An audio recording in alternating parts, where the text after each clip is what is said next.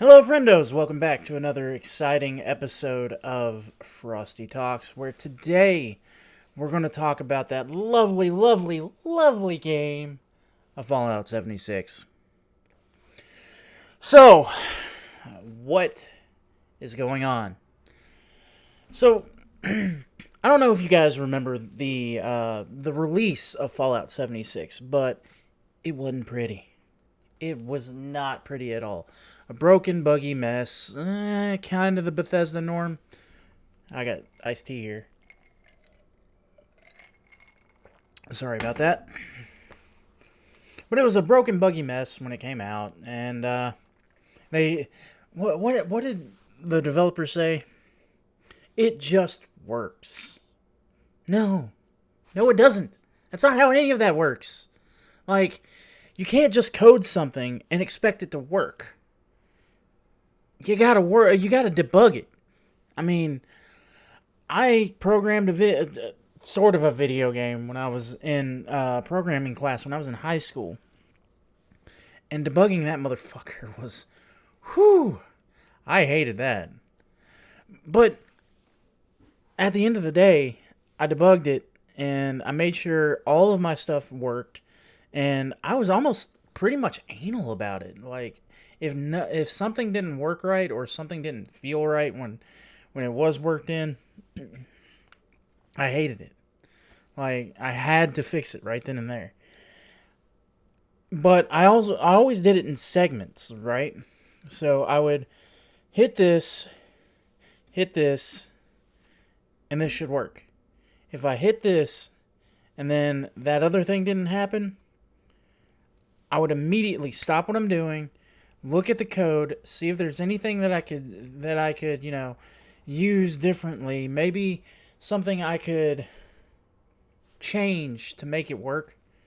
And then I would implement it, and then after that, try it again. And I did that for a good 3 days on that project, and I ended up getting an A on it. So that was good. Anyway, I digress. You cannot release something in a broken, buggy mess and then charge $60 and expect your customers to be happy. Because like 2 or 3 days later, it was what, half price, if that. Like, that should have been a sign that you did something wrong and you done fucked up, right? As Angry Joe would say, you done fucked it up.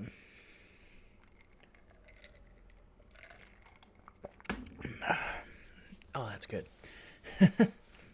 So, why am I talking about Fallout 76 now? Well, Bethesda decided, EA, you've had your chance in the spotlight as the worst company ever in the history of video games. Let us take the reins for a second. Or, the entire year. So, they decided to roll out this $100 subscription fee.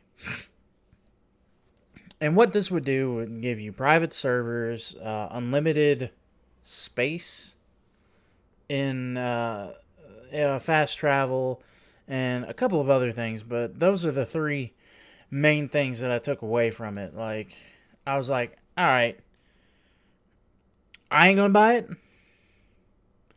but you can have at it. You if you like the game, have at it. And then I hear how it turned out. Oh boy. Bethesda. Stop. Just stop. And then they push back the Wastelanders DLC or something like that. Wasteland DLC. I don't know what it's called. I'm not interested, to be honest with you. So, what happened? So, these people would create private servers for up to, I think, 8 other people. Or no, it's 8 people including yourself. And if somebody opened a chest in this area on a different server, and then they come to your private server, if they try to open up the same chest, it's a no-go. So it could be, I opened this chest, 4 or 5 hours ago, and my friend just invited me to come check out his server, and I'm like, hey, there's a chest over here that we could loot. Let's go get it, get you some cool gear, right? And then we go, and he can't open it. That's bullshit. It's bullshit.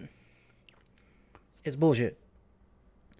And then, not only that, but turns out if you got anybody on your friends list, you don't have to invite them. They can just hop onto your server. Like, what? No, that's not how that's supposed to work. You're supposed to be on a private server by yourself until you invite somebody else. That is how private servers work. It's not a public server. You cannot say it's a private server when people can just come in all willy-nilly like. It's not how that works. It's not how any of that works. And then you're telling me that this unlimited storage space that you can have is, you put an item in it, and then you go to take out that item, it's not there. Oh, well, it's a display issue. Well, let me put that item in that box and try to get it back out. Oh, it's not letting me get that back out. I see the item right there, but it's not giving me that item. You broke a core, fundamental thing of your game. You broke it. How? Like, how does it... How? How are you this incompetent? How? Tell me. Tell me now. Do it now. God. Bethesda, you had one job, and that was to release a Fallout game. You fucked it up. And then you had one job to fix this Fallout game. And you still ain't done that. What the hell's wrong with you? Like, it's been, what, almost a year? Yeah, it's almost been a year since you released Fallout 76. Fix your fucking game. It's not that hard. You go in, you do some debugging here and there. You create a patch that fixes all these issues. You throw out the patch, and whatever issues they come up with after that, you build another patch. You patch that out. It's not hard. It is hard, but it's not that hard. Excuse me. That was a hiccup. Fucking Blizzard has been doing this for years. Ask them. How do you create something so big and it work? You fucking work on it. You don't just let it be and hope that it works. You don't break the game again. You fix the damn thing. Then you put it in a patch to fix more shit. And then when you want to implement something, you put it on a isolated server. You have people test it. And then if it works, you throw it out. You throw it out into the ether. If it doesn't work, you go back to work on it. It's not that hard. If Destiny can make a MMO work, sort of MMO, I don't know. But if they can make it work, why can't you? Why can't you? It just works? Yeah, no. Nah, bro. Nah, fam. That's not how that works. But anyway, so they have that, and they have this, whole idea that, paying $100 is gonna give you these great, these great deals. And then you tell me that one month worth of what is it? Atoms?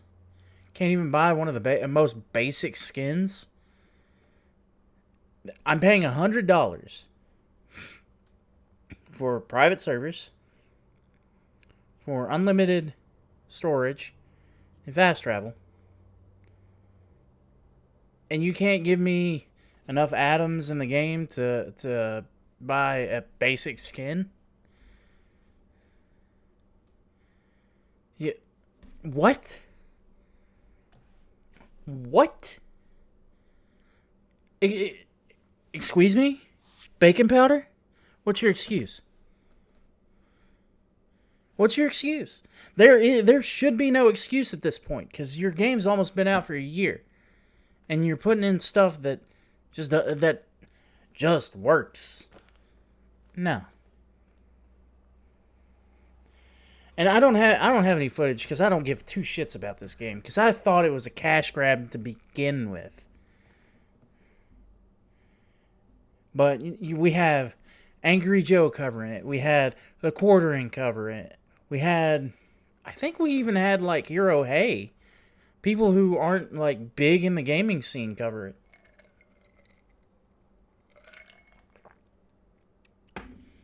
So, what? What happened? Can you tell us? Do you want to tell us? Because it's pathetic. And this isn't the first, controversy out of this game. You had the bags that were pieces of shit, but you gave them to your, what was it, shareholders? You gave it to them? You gave these canvas bags to the shareholders. And then you gave bullshit nylon bags, which wasn't advertised, number one. It's false advertising, guys. If you didn't get your ass sued off for that, you're lucky. You're very, very lucky. So, what was the point of throwing out this $100 subscription? Like, I don't even think World of Warcraft charges that much. I don't think they do. I can even check. Let's check that, shall we?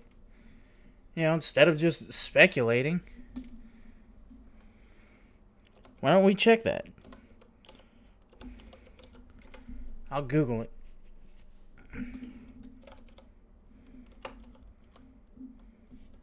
WoW subscription costs. There we are. $14.99.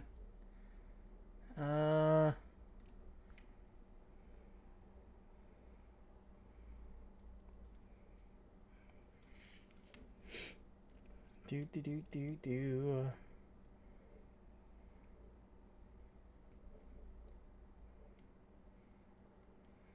Hang on, it's not telling me the price. What's the price?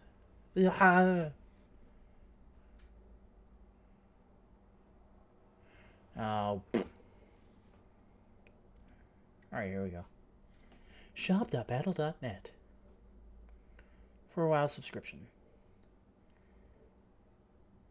It's $12.99 a month, which is $77.94 in total. Right? So you're telling me that if I purchase World of Warcraft, a subscription to World of Warcraft, and the game, let's go ahead and say the game too, right? I don't have to pay the cost of the game, which I think is still like $30 or $40. And then on top of that, to make sure that I get the full gaming experience, I have to pay $100 more. So that's $120 or $140. One of the two. I don't even know anymore, man. Like, let's look at the GameStop price. If I can spell today. I still can't spell. And finally, let's look at Fallout.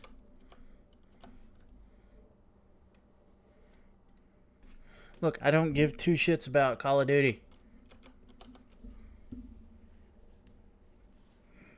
No, they still have Power Armor editions. Uh, let's see. Let's go for the PlayStation 4. $20. $20 for the for it brand new. So I'm paying $120 for the full game, for the full experience of the game. Nobody sees a problem in that? If I'm paying a subscription for your game, shouldn't be a price on your game. Because the subscription, you're getting that yearly, right? You're getting $100 yearly. So let's say 10 people, or no, let's go even further. Let's go 100 people, right? 100 people purchase this $100 subscription. You've made what? 100 times 100? That's what? 10,000? Because 100 times 10 is 1,000. You made $10,000 off of those 100 people that year. What if they tell their friends and their friends want to get in on it? And that 100 becomes 200. Or becomes 300. I think they have like 1,000 people. They may have several thousand people on as their player base right now. I don't know. Maybe we can Google that. Let's Google it. I know I should have all this up. But, I like to do things on the fly. Because it makes things more fun and interesting. Wouldn't you say? I know. Fallout 76 player count.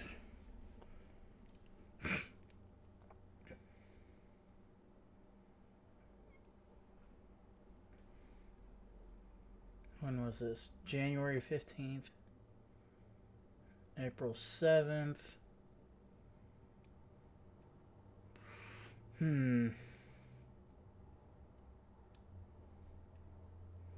According to Bethesda, as of April 7th, 2019, they have millions.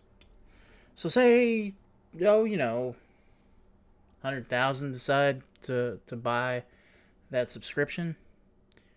You've made quite a bit of money. Right? How much did it cost to make that game? You already had all the assets. All you had to do was adjust it and, buy a couple of servers. How much did it cost? Right? So if it was, let's say the game was $100,000 to create. Maybe let's go a little bit higher. Let's go $1 million to make. How long do you think it would take 100,000 people who bought the $100 subscription to make that money back? Because if we did 10 at $100, it's 1,000. Did 100 at 1,000, or at 100, it's 10,000. So 1,000 should be 100,000, right? I can guarantee you there's more than 1,000 people who probably bought that subscription. Could be 2, 3, could even be 10,000 people. If 10,000 people bought it, you've made your money back. So, what's the point of making a $100 subscription? Because you've already made your money back on the game. Because you want to leech your players out of their money.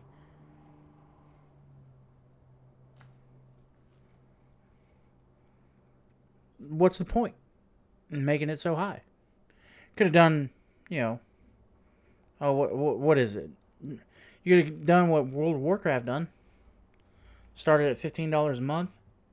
If you get 3 months, I think they did. They had a 3 month issue. 3 month. Started at 15. 3 months is 14 a month. What? 6 is 13.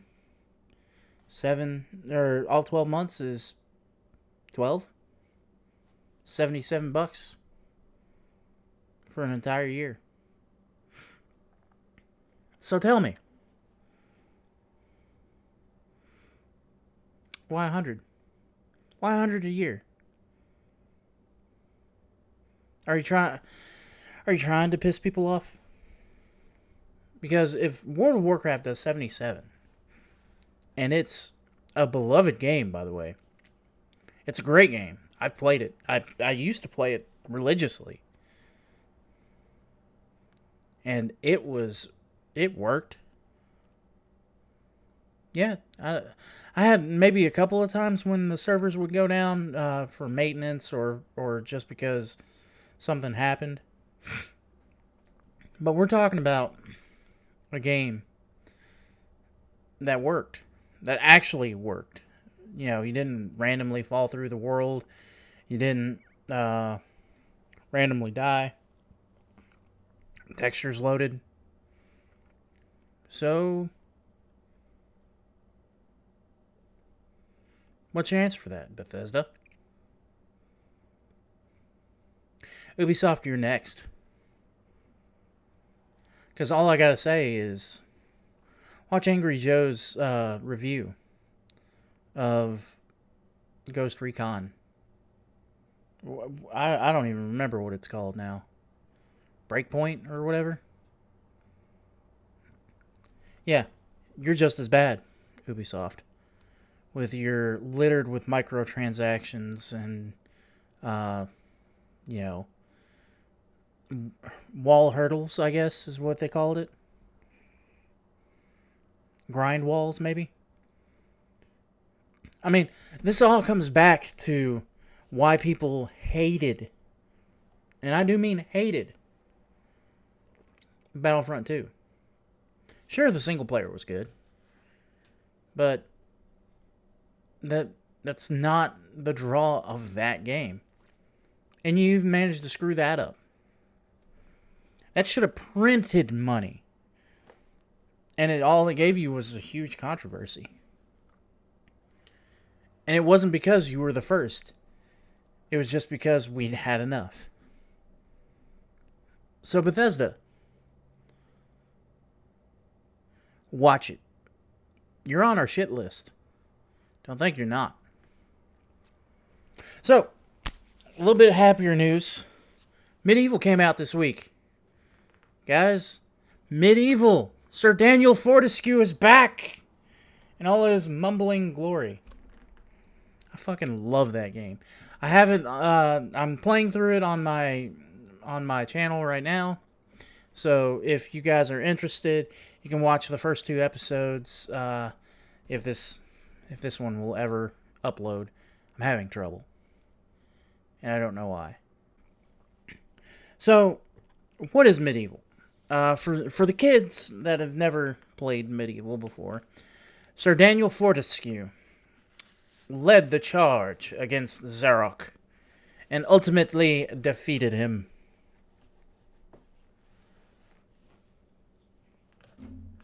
No. He led the charge. That much was accurate.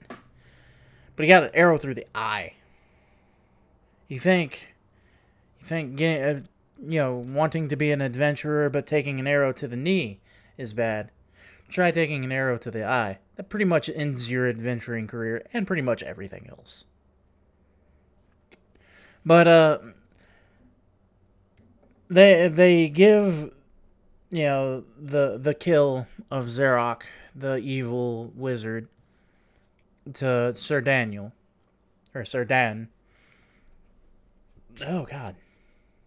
That's what happens when you eat Chinese. And they play joke. They put pee-pee in my Coke. fucking love that. Still cracks me up, even though I heard it as a kid. But so Daniel gets the credit for the kill, right? Only the wizard's not dead, and Dan didn't do it. So the whole you beat enemies and their souls go to the chalice, and you collect these chalices, and you go into the Hall of Heroes, and you get new weapons and stuff, right? So when you get these new weapons, the heroes that actually did something to come into the Hall of Heroes, they get they're a little miffed about it. They all know, and they all tease you about it, or tease Sir Daniel about it. Of course, he claps back with which could mean, anywhere from not good to sure, I'll take that weapon. And then they continue to, make fun of him. Heralded as the hero of Galamir, destroyer of Xeroc, when none of that happened. And he's missing an eye. And doesn't have depth perception. And is a skeleton. And every little bit of the game kind of reflects him being a skeleton. Like when you get the broadsword and you hold circle to do the spin move, instead of him spinning around kind of like Link in Legend of Zelda, his torso spins. Right? And whenever he's reading a book, he'll turn his head and look at the camera. It's just funny. I highly recommend this game.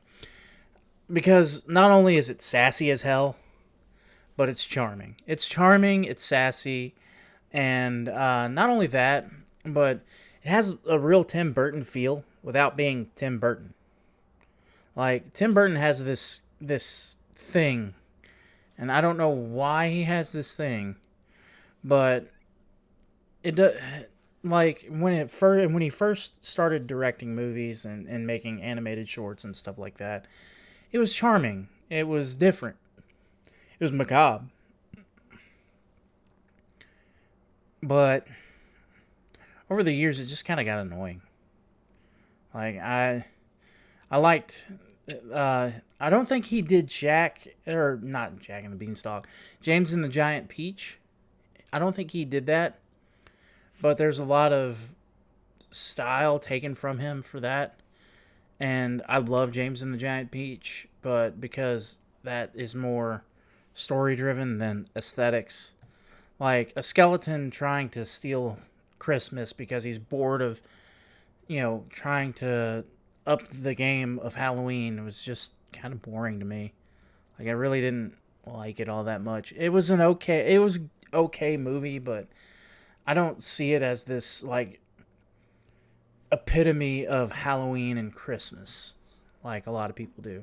Like a lot of my peers did when they first saw the movie, or when they were in high school. Which I think that movie came out in 1999. We were still in elementary school, so there's that. But it does have that feel without being, too Tim Burton-y. And to me, that's good and bad, because Tim Burton, for all the criticism I'll give him, all of his stuff is beautiful. Like, it's twisted. I think, did he do Sleepy Hollow? Because he does a lot of shit with Johnny Depp. But if he did Sleepy Hollow, even Sleepy Hollow was really well done. But because it's, because I associate it with Tim Burton, and his style of twisting and contorting things. I will say this, Beetlejuice deserves everything it gets, because that movie's amazing. But I don't think it's Tim Burton's doing. I think it's more along the lines of Michael Keaton. Because, oh my God, Michael Keaton. He's he's one of my favorite actors of all time because he played the best Batman. You can at me. Don't at me. Don't at me. Don't hate me. I just like Michael Keaton. Okay, Johnny Dangerously, loved it. Batman, great. Beetlejuice, hell yeah. But that's really all I got to say. Whoa. I do have one more thing. So for me, I'm kind of a I would call myself a weeb. Uh, for all intents and purposes here. I really don't watch a whole lot of anime, but I watch enough to know what's going on. Like I didn't watch Naruto. I didn't watch what are the other popular ones? I never watched One Punch Man. Uh, you guys are going to kill me in the comment section. I haven't watched My Hero Academia. I did watch Fairy Tail. Fairy Tail was awesome. One Piece I can't stand. There's a bunch of them. I think Death Note is on there somewhere. But I digress. So when I'm looking for a horror film to watch for Halloween, I don't necessarily look to the American films because American films just aren't really all that scary. Yeah, there's a supernatural entity, but at the end of the day, it always gets defeated. Like, and that I think that takes away from some of the terror, which does like take away. Well, I would say I already said it does take away from the terror, but it takes away from the overall feel of the movie because you want to feel like it's hopeless. So, a couple years ago, I stumbled across Ju-On. It's Jun-On, or we know it here in the States as The Grudge. And let me tell you, that movie's freaky. The Japanese one, I haven't seen the American one because I would rather just watch the original. And the weird thing about the Japanese one is, of course, you know the noise that she makes. But I think in the American one, she beat the whatever was holding the grudge. But in the Japan one, there is no hope. So basically, for those of you who have never seen the movie, if a woman, her son, and her cat were murdered by her husband, right?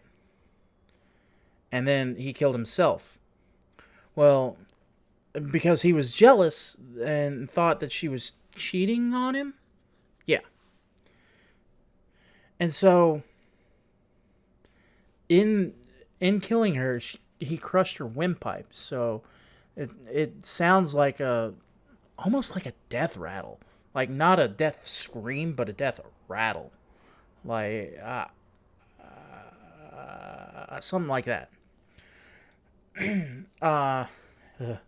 creeps me out. Even trying to recreate the sound, it creeps me out. So, what the thing is a Ju-On is a spirit that lingers, right? An evil spirit that lingers. And so, if you go in this house, you're already cursed, right? So, say you go and talk to your... I think in the original one, wherever she killed you, that place becomes cursed. It could be whoever you talk to. It's been a while since I watched it, so don't quote me on that. So that was the movie I found a couple years ago, and I'm not going to spoil the ending, but if you get a chance to check it out, go check it out. It's awesome. It's a great, great horror film. So, jumping off of that, I've been dying to find the Japanese Ringu, which is, was remade in the U.S. as The Ring. I saw The Ring many years ago when it first came out. I think in like 2007. I think that's when it came out. The movie was too predictable for me.